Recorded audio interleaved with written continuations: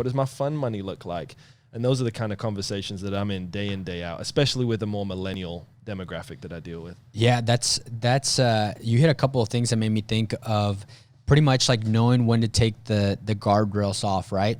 And pretty much like one thing that I can think of is like I've had friends that have gone through the Dave Ramsey stuff because they had student debt and all this stuff, right?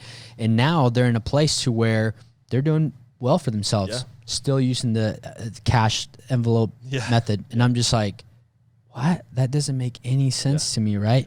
And then going back to kind of like what you said, like to each their own.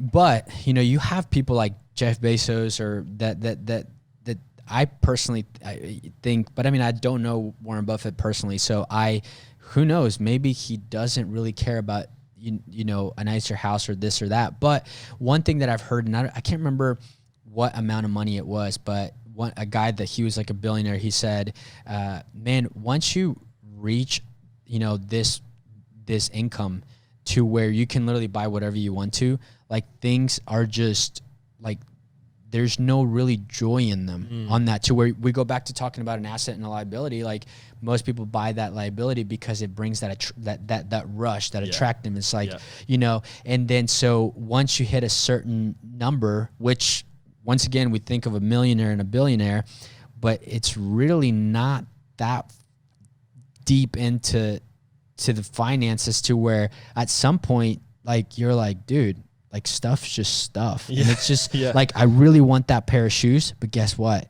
They're going to be I'm not going to be wearing them after like 3 or 6 months. Right. It's just stuff. Yeah. So, so going back to, actually one thing I wanted to ask you, I never asked you. So like how would you compare the UK to the United States? Like, what are your thoughts when you came over? Oh man.